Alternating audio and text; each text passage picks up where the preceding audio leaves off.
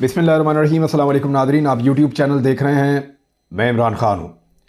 अब जो आप ये वीडियो देख रहे हैं तो पाकिस्तान उस दिन में दाखिल हो गया है जब पाकिस्तान की किस्मत का फ़ैसला होने जा रहा है। हमने दो बहुत अजीब साल गुजारे हैं। यानी इन 2 सालों में मेरे लिए तो ये 2 साल बहुत ही अजीब थे। यानी मैं बार बार गिरफ़्तार हुआ, फिर मेरे साथ जो कुछ हुआ, जिस तरह मैं गायब कर दिया गया, मुझे अगवा किया गया और जिन हालात से मैं गुज़रा, मेरे लिए तो ये बहुत अजीब साल थे।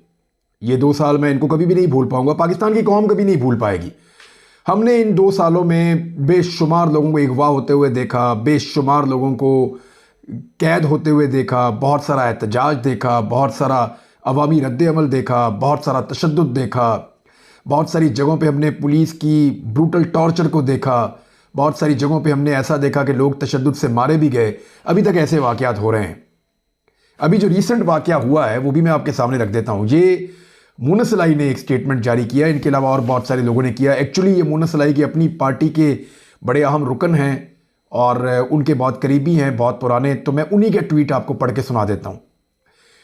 मुनस इलाही ने कहा कि हमारे करीबी साथी मोहम्मद मसूद को गुजरात पुलिस उठाकर ले गई थी। कुछ दिन बाद उनकी लाश घर वालों के हवाले कर दी गई। ये सारी कार्रवाई डीपीओ गुजरात सैयद असद मुजफ्फर ने उनकी वफादारियां तब्दील करने के लिए की है। अब ये मुनस इलाही साहब का स्टेटमेंट है और इसके अलावा दीगर लोग भी कह रहे हैं। ये कल भी एक वाक़या मैंने आपको बताया था कि यहीं पे मंडी बहाउद्दीन में एक यही जो है मंडी बहाउद्दीन बिल्कुल साथ ही है गुजरात के। यहाँ पे भी कल एक वाक़या रिपोर्ट हुआ था इसी तरह का। फ्रस्ट्रेशन बहुत ज़्यादा बढ़ गई है, स्पेशली पुलिस की और इदारों की, और वो कोशिश कर रहे हैं कि कुछ भी करके आखिरी वक्त तक जिन लोगों को बिठाया जा सकता है या काबू किया जा सकता है उनको काबू किया जाए। इसको बहुत ज़रूरी समझा जा रहा है। ऐसे में कई लोग जो हैं वो सख्त बर्दाश्त नहीं कर सकते, उनकी इतनी सख्त नहीं होती कि वो सख्तियाँ बर्दाश्त करें। एक हलाकत हमने कल आपको रिपोर्ट की थी, जाँ बहक हो गए थे एक बुज़ुर्ग। आज एक और आपको रिपोर्ट कर रहे हैं कि मोहम्मद मसूद जो हैं वो पुलिस की हिरासत में उनको लिया गया और ये इल्ज़ाम है पाकिस्तान तहरीक इंसाफ का, मुनस इलाही का और दीगर कुछ लोगों का कि उनकी लाश फिर वापस दी गई है।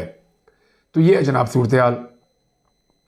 दूसरी तरफ गिरफ्तारियों का सिलसिला जारी है। रावलपिंडी डिवीजन में एक बड़ी गिरफ्तारी हुई थी और इसके ऊपर बड़ा वावेला किया गया।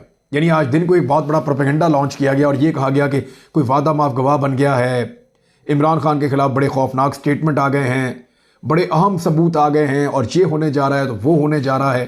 तो इस किस्म की एक अफवाह साज पूरी एक फ़िज़ा बनाई गई आज दिन में। तो अब जो रियलिटी है वो सामने आ रही है और हाई कोर्ट ने उसके ऊपर बड़े सख्त अहकाम जारी किए हैं। राजा मोहम्मद बशारत हैं, ये पाकिस्तान तहरीक इंसाफ के उम्मीदवार हैं रावलपिंडी से, और इन्होंने बताया कि मेरे भाई राजा नासिर को रावलपिंडी पुलिस ने गिरफ्तार नहीं किया, इनको कल रात इस्लामाबाद से अगवा किया गया। मकामी पुलिस को 9 महीने बाद मरकज़ी मुलजिम याद आया। आज तक राजा नासिर किसी भी मुकदमे में मुलव्विस नहीं है। जब एक शख्स मुकदमे में मुलव्विस ही नहीं तो वादा माफ गवाह बनने का सवाल ही पैदा नहीं होता।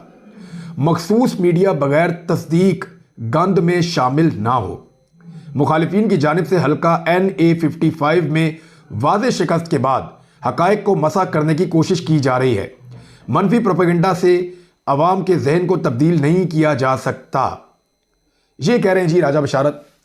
और इसके ऊपर जो रिपोर्ट आ रही है लगातार, वो साकिब बशीर साहब इसको रिपोर्ट कर रहे थे और मेरी उनसे बात भी हुई तो उन्होंने कहा जी कोर्ट ने बार बार टाइम दिया, पहले हीले बहाने किए जा रहे थे, लेकिन उन्होंने अपनी असेसमेंट मुझे ये बताई कि अब पेश करना पड़ जाएगा क्योंकि कोर्ट ने बड़ा जोर लगाया और कहा कि हर हाल में पुलिस लेकर आए जिस शख्स को गिरफ्तार किया है और पेश करे उसको, कि जिसको कल से गिरफ्तार किया हुआ है उसको अभी तक मंजर आम पे क्यों नहीं आने दे रहे। तो ये पॉलिटिकली विक्टिमाइज किया जा रहा था या सियासी फ़ायदे के लिए इस शख्स को इस्तेमाल किया जाना था। तो पुलिस अब मजबूर है और उन्होंने मुझे कहा कि मुझे ऐसा लगता है कि अब इसको बेल मिल जाएगी और ये अपने घर चला जाएगा और फिर ये इलेक्शन प्रोसेस में अपने भाई की मदद कर सकता है। तो ये सिचुएशन, गिरफ्तारियां भी लगातार जारी हैं, फिर बहुत सारी गिरफ्तारियों की तस्दीक होती चली जा रही है। इलेक्शन एक ऐसे माहौल में हो रहा है जिस वक्त उसके ऊपर बहुत सारे सवालात उठा दिए गए हैं। आपको आज के दिन में निकलना है, निकल के वोट करना है और आपका वोट ही पाकिस्तान की किस्मत बदल सकता है। इतने वोट डालें, इतने वोट डालें, इतने वोट डालें कि बैलेट बक्सों के अंदर जगह ही ना बचे। इसके अंदर तुन तुन के वोट डालें बैलेट बक्से के अंदर। पाकिस्तानियों को चाहिए कि बताएं कि पाकिस्तानी क्या है और पाकिस्तानियों का जमहूरियत के ऊपर कितना बिलीफ है और पाकिस्तानी अपने आप को और अपने वोट की ताकत को पहचानते हैं, तो वोट डालें जितने ज़्यादा हो सकते हैं। नौजवान निकल के आएँ, ख़वातीन निकल के आएँ, बुज़ुर्ग निकल कर आएँ। जिसका वोट बन गया है वो घर ना बैठे। अगर आपका वोट उठा के फेंक दिया कहीं पे 50 किलोमीटर दूर, बाद 20 किलोमीटर दूर, 25 किलोमीटर दूर, निकले जाए, सारा दिन मेहनत करें और डाल के आए। इमरान खान साहब ने एक पैगाम जो पहले से रिकॉर्ड करवाया हुआ था, वो भी उनका वीडियो पैगाम जारी कर दिया गया इस मौके पर। और इमरान खान साहब की ऐसी बहुत सारी वीडियोज़ हैं जो इस मौके पर काम आ सकती थी।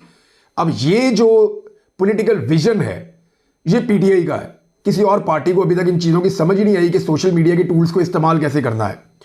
इमरान खान साहब का गिरफ्तारी से पहले रिकॉर्ड शुदा एक पैगाम है जो अब सुना दिया गया, जिसमें इमरान खान साहब कह रहे हैं कि कल आपने सब ने निकलना है, कल इलेक्शन है, सब निकल के वोट डालें। ना सिर्फ वोट डालें, जिन लोगों को आप जानते हैं जो आपके आसपास हैं उनको भी निकालें, और मैं चाहता हूं आप उनको लेकर जाएं और ले जाकर उनका भी वोट डलवाएं, क्योंकि आप फिर किस्मत का फैसला कर सकते हैं पाकिस्तान की। तो इमरान खान साहब ने इस तरीके से एक स्टेटमेंट दिया है। फिर एक स्टेटमेंट इमरान खान साहब का जेल से आया है जो उनका पैगाम है, और वो उनके अपने ट्विटर हैंडल के ऊपर जो है वो पोस्ट भी हुआ है। उसमें इमरान खान साहब कह रहे हैं कि मेरे पाकिस्तानियों, मुझे आपकी हकीकी आज़ादी की जंग लड़ने पर 24 साल की सज़ा सुना दी गई है। इसमें उनका जो वो निकाह वाली है वो उन्होंने 7 साल निकाल दी है, बाकी 24 साल। मुझे आपकी हकीकी आज़ादी की जंग लड़ने पर 24 साल की सज़ा सुना दी गई है। मुझे और पाकिस्तान को आपके बस 24 घंटे चाहिए। कहाँ 24 साल और कहाँ 24 घंटे। लोगों को ज़्यादा से ज़्यादा वोट डलवाएं। पोलिंग एजेंट को फॉर्म 45 मिलने तक पोलिंग स्टेशन पर रुकें। ये इमरान खान वोटर को कह रहे हैं कि आप वोट डालें और वह रुक जाएं और इंतज़ार करें जब तक कि आपके पोलिंग एजेंट को फॉर्म 45 नहीं मिल जाता, और फिर मुकम्मल रिजल्ट आने तक रिटर्निंग ऑफिसर के दफ्तर के बाहर पुरअमन तरीके से बैठे। फिर आरओ के दफ्तर चले जाएं, वहां जाके पुरअमन तरीके से बैठ जाएं आप, और इंतजार करें कि आपका नतीजा कब आता है। जब आपका मुकम्मल नतीजा आ जाए तो फिर आप अपने घर जाएं। 24 घंटे इमरान खान ने मांगे हैं, और 24 घंटे ही लगते हैं। यानी सुबह ये वोटिंग शुरू होगी, शाम 6 बजे खत्म हो जाएगी। जो लोग अंदर रह जाएंगे वो अगले आधे घंटे में फारिग हो जाएंगे, तो 6:30-7 बजे गिनती शुरू हो जाएगी। और गिनती का प्रोसेस जो है वो 1-1.5 घंटे का, 2 घंटे का होता है। और उस पोलिंग स्टेशन के अंदर से आपका जो पोलिंग एजेंट है वो फॉर्म 45 तस्दीक शुदा लेकर बाहर आ जाएगा अगले 3 से 4 घंटे में, 5 घंटे में। तो मैक्सिमम भी अगर कोई टाइम लगेगा तो 5 घंटे से ऊपर लग नहीं सकता। तो अगर 5 घंटे के बाद भी बाहर आएगा और 7 बजे से 5 बजे आप लगाएं तो रात 12 बजे तक आपका पोलिंग एजेंट, मैक्सिमम रात 12 बजे तक आपका फॉर्म 45 लेकर बाहर आ जाएगा।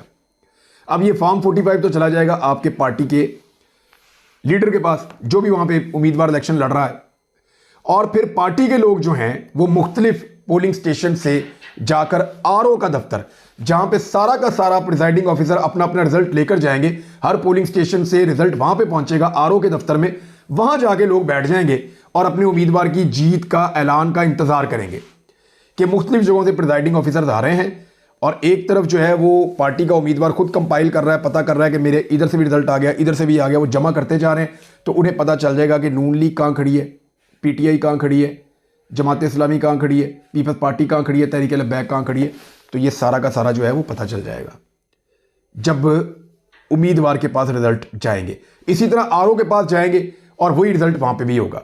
अब आरओ उसके अंदर कोई 2 नंबरी ना करे तो वहां पुरअमन तरीके से बैठे और अपना रिजल्ट लेकर अपने घर जाएं। ये वो तरीकाकार है जो इमरान खान साहब ने बताया, और इसको 24 घंटे तो बहुत ज़्यादा वक्त बताया। मेरे ख्याल में ये सारा प्रोसीजर जो है वो इससे कम वक्त में मुकम्मल हो जाना चाहिए। यानी सुबह 3 बजे तक मैक्सिमम, रात 1 बजे, 2 बजे, 3 बजे तक मैक्सिमम आपका रिजल्ट मुकम्मल हो जाना चाहिए।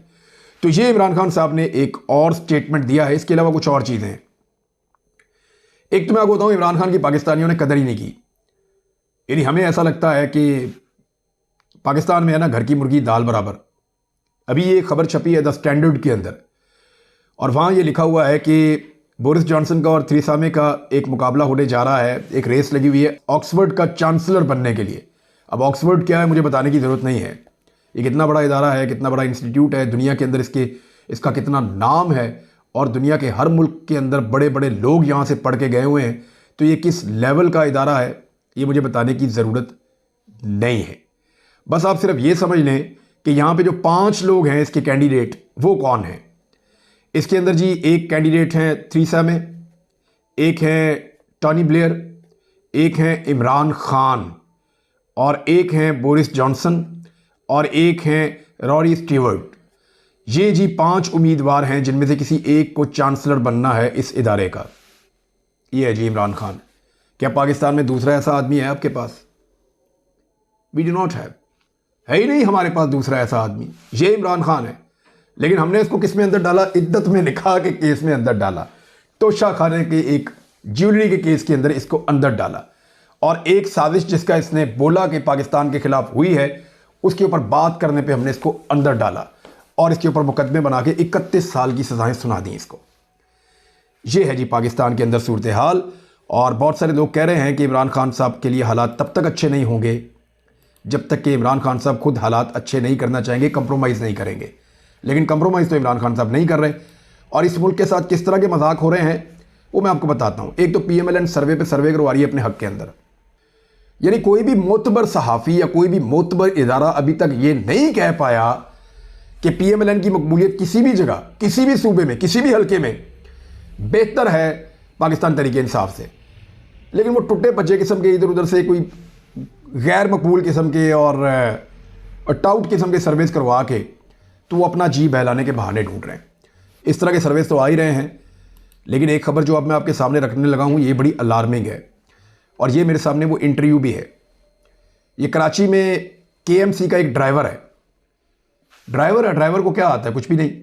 वो अपने मुंह से इंटरव्यू देते हुए कह रहा है, ये आप इसका चेहरा भी देख लें, इसका नाम है नियामत खान।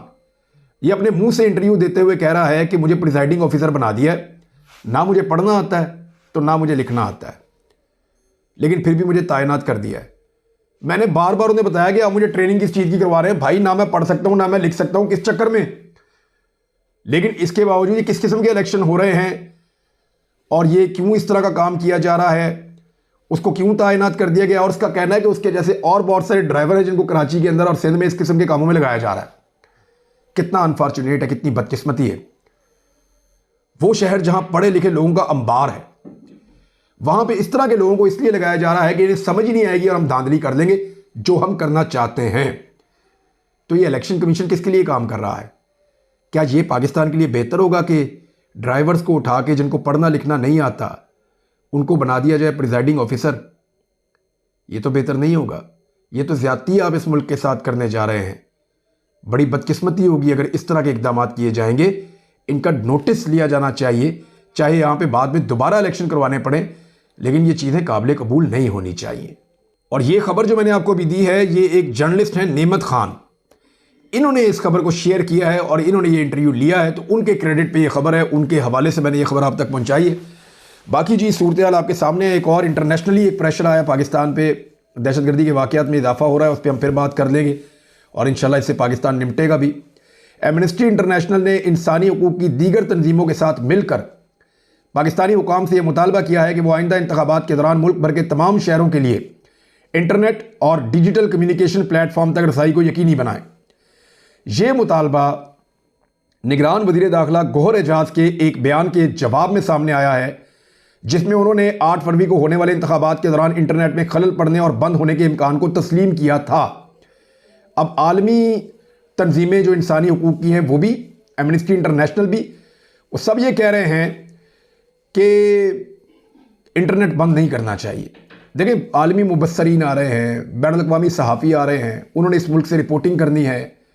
जब आप उन्हें इंटरनेट तक की एक्सेस नहीं दे रहे तो वो क्या रिपोर्ट करेंगे? वो ये रिपोर्ट करेंगे पाकिस्तान में जो है बड़े मशकूक हालात के अंदर बड़े मुतनाज़ इंतखाबात हुए हैं, और फिर आपके इंतखाबात की क्रेडिबिलिटी ख़त्म हो जाएगी। इतना पैसा भी ज़ाया करेंगे और दुनिया इन इंतखाबात को गैर जमहूरी समझेगी, और अगर इनको मुस्तरद कर दिया गया तो फिर आपको क्या करना पड़ेगा? दोबारा इंतखाबात में जाना पड़ेगा या फिर कुछ और करना पड़ेगा इस मुल्क में।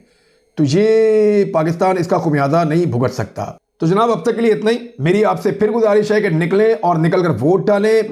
आज का दिन है, मैं खुद वोट डालने जा रहा हूं, मेरे सारे दोस्त वोट डालने जा रहे हैं, मेरे जो खानदान के लोग हैं वो वोट डालने जा रहे हैं, और मैं सबको कह रहा हूं कि निकलो और वोट डालो, क्योंकि वोट डालेंगे तो मुल्क की किस्मत बदलेगी। आप जितना ज्यादा आपका टर्नआउट होगा उतना ज्यादा धांधली करने में मुश्किल पेश आएगी उन लोगों को जो आपकी किस्मत के साथ खेलना चाहते हैं।